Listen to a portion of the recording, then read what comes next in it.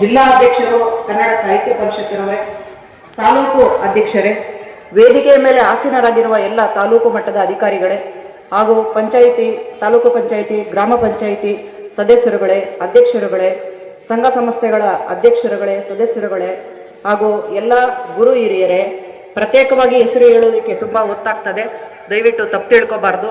ವೇದಿಕೆಯ ಮೇಲೆ ಆಸೀನರಾಗಿರ್ತಕ್ಕಂಥ ಎಲ್ಲ ಗುರು ಹಿರಿಯರೇ, ಸಾರ್ವಜನಿಕ ಬಂಧುಗಳೇ, ಮಾಧ್ಯಮ ಮಿತ್ರರೇ, ಪುಟಾಣಿ ಮಕ್ಕಳೇ, ಎಲ್ಲರಿಗೂ ಕೂಡ ಕನ್ನಡ ಸಾಹಿತ್ಯ ಸಮ್ಮೇಳನದ ಶುಭಾಶಯಗಳನ್ನು ತಿಳಿಸ್ತಾ ಇದ್ದೀನಿ. ನಮ್ಮ ತಾಲೂಕಿನ ಗಡಿಭಾಗವಾದಂಥ ನಂಗಲಿಯಲ್ಲಿ ಸಾಹಿತ್ಯ ಸಮ್ಮೇಳನವನ್ನು ಹಮ್ಮಿಕೊಂಡಿರ್ತಕ್ಕಂಥದ್ದೇ ಒಂದು ಅಭಿನಂದನಾರ್ಹ ಮತ್ತು ಶ್ಲಾಘನೀಯವಾದಂಥ ವಿಷಯ. ಕನ್ನಡ ಸಾಹಿತ್ಯ ಚರಿತ್ರೆಯ ಬಗ್ಗೆ ನಾನು ಒಂದಷ್ಟು ಮಾತುಗಳನ್ನು ಹೇಳೋದಕ್ಕೆ ಇಷ್ಟಪಡ್ತೀನಿ. ನನ್ನ ಹಿರಿಯ ಉಪನ್ಯಾಸಕರು ಆದಂಥ ಶ್ರೀನಿವಾಸ ರೆಡ್ಡಿ ಸರ್ ಅವರು ಮತ್ತು ನಮ್ಮ ಪೆರಸೋಡು ಚಂದ್ರಶೇಖರ್ ಸರ್ ಅವರು ಬಹಳಷ್ಟು ವಿಷಯಗಳನ್ನು ತಮ್ಮೊಂದಿಗೆ ಈಗಾಗಲೇ ಹಂಚಿಕೊಂಡಿದ್ದಾರೆ. ನಾನು ಚರಿತ್ರೆಯ ಬಗ್ಗೆ, ಸಾಹಿತ್ಯ ಚರಿತ್ರೆಯ ಬಗ್ಗೆ ಒಂದಷ್ಟು ಮಾತುಗಳನ್ನು ಹೇಳ್ತೀನಿ. ನಮ್ಮ ಕನ್ನಡ ಸಾಹಿತ್ಯ ಚರಿತ್ರೆಗೆ ಸುಮಾರು 2000 ವರ್ಷಗಳ ಇತಿಹಾಸ ಇದೆ. ನಮ್ಮ ಕನ್ನಡ ಸಾಹಿತ್ಯ ಚರಿತ್ರೆಯನ್ನು ಹಲವು ರಾಜಮನೆತನಗಳು ಶ್ರೀಮಂತವಾಗಿ ಬೆಳೆಸಿದ್ದಾರೆ. ನಮ್ಮ ಕನ್ನಡ ನಾಡನ್ನು ಆಳ್ವಿಕೆ ಮಾಡಿದಂಥ ಗಂಗರು, ಕದಂಬರು, ಚಾಲುಕ್ಯರು, ಚೋಳರು, ರಾಷ್ಟ್ರಕೂಟರು, ಹೊಯ್ಸಳರು, ವಿಜಯನಗರ ಸಾಮ್ರಾಜ್ಯದವರು, ಹಲವಾರು ರಾಜಮನೆತನಗಳು ಕನ್ನಡ ಸಾಹಿತ್ಯವನ್ನು ಬೆಳೆಸೋದಕ್ಕೆ, ಅದರ ಶ್ರೀಮಂತಿಕೆಗೆ ಕಾರಣರಾಗಿದ್ದಾರೆ. ನಮ್ಮ ಸಾಹಿತ್ಯ ಚರಿತ್ರೆಯನ್ನು ನಾವು ಹಲವು ಭಾಗಗಳನ್ನಾಗಿ ವಿಂಗಡಿಸಿ ಅದನ್ನು ನಾವು ಓದ್ತಾ ಹೋಗಬೇಕು. ಪೂರ್ವದ ಹಳಗನ್ನಡ, ನಡುಗನ್ನಡ, ಹೊಸಗನ್ನಡ, ಈ ರೀತಿಯಾಗಿ ನಾವು ಕಾಲಘಟ್ಟಗಳ ಪ್ರಕಾರ ಅದನ್ನು ವಿಂಗಡಿಸಿ ನಾವು ಅದನ್ನು ಅಭ್ಯಾಸ ಮಾಡಬೇಕಾಗ್ತದೆ. ಸೊ ಇದನ್ನು ಡಿಗ್ರಿ ಕಾಲೇಜುಗಳಲ್ಲಿ, MA ಹಲವು ಸ್ಪರ್ಧಾತ್ಮಕ ಪರೀಕ್ಷೆಗಳಲ್ಲಿ ಎಲ್ಲರೂ ಕೂಡ ಕನ್ನಡ ಸಾಹಿತ್ಯ ಚರಿತ್ರೆಯನ್ನು ಓದಲೇಬೇಕಾಗಿರುತ್ತೆ. ನಮ್ಮ ಕನ್ನಡ ಸಾಹಿತ್ಯ ಚರಿತ್ರೆಯ ಹಳಗನ್ನಡ ಯುಗವನ್ನು ನೋಡೋದೇ ಆದರೆ ಪಂಪ, ಪೊನ್ನ, ರನ್ನ, ನಯಸೇನ, ದುರ್ಗಸಿಂಹ ಹೀಗೆ ಹಲವಾರು ಶ್ರೀಮಂತ ಕವಿಗಳು ತಮ್ಮದೇ ಆದ ರೀತಿಯ ಒಂದು ಕೃತಿಗಳನ್ನು ರಚನೆ ಮಾಡಿ ಕೊಡುಗೆಯನ್ನು ಕೊಟ್ಟಿದ್ದಾರೆ.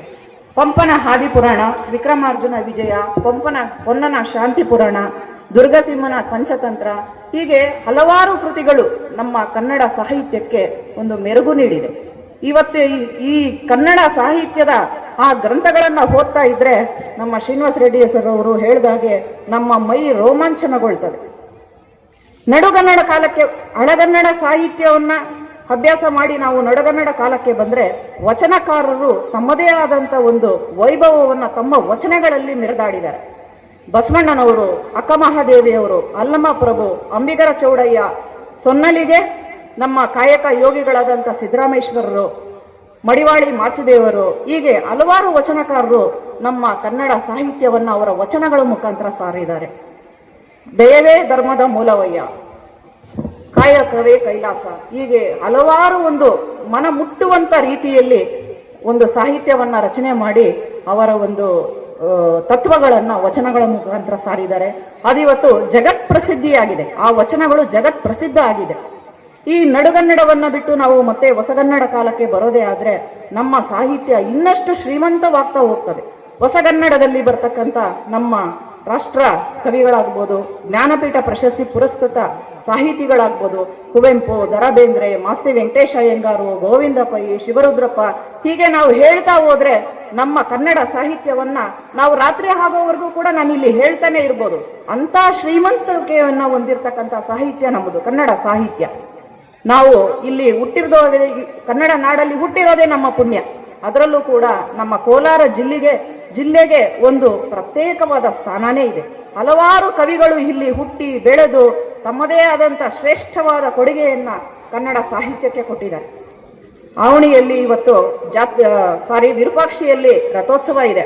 ಆ ರಥೋತ್ಸವಕ್ಕೆ ಚಾಲನೆ ಕೊಟ್ಟು ನಾವು ಮುಂದುವರಿಸಬೇಕು ಅಂತಂದ್ಬಿಟ್ಟು ಪಾಪ ಗ್ರಾಮಸ್ಥರೆಲ್ಲರೂ ಕೂಡ ಬೆಳಗಿಂದ ಮನವಿ ಮಾಡಿದ್ದಾರೆ. ಸೊ ಈ ಕಾರ್ಯಕ್ರಮಕ್ಕೆ MLA ಅವರು ಮತ್ತು ನಾನು ಕೂಡ ಹೋಗಬೇಕಾಗಿದೆ. ಹಾಗಾಗಿ ನನ್ನ ಈ ಭಾಷಣವನ್ನು ಇಷ್ಟಕ್ಕೆ ಮುಗಿಸಿ, ಆದರೆ ಮತ್ತೆ ನಾನು ಮಧ್ಯಾಹ್ನ ಬಂದು ಮತ್ತೊಂದಷ್ಟು ಪ್ರವಚನಗಳನ್ನು ಇಲ್ಲಿ ಹೇಳಬೇಕು ಅಂತ ಕೂಡ ನನ್ನ ಬಯಕೆ ಇದೆ. ದಯವಿಟ್ಟು ಕಾಲಾವಕಾಶದ ಕೊರತೆ ಇರೋದರಿಂದ ನಾವು ನಿರ್ಗಮಿಸಬೇಕಾಗಿದೆ.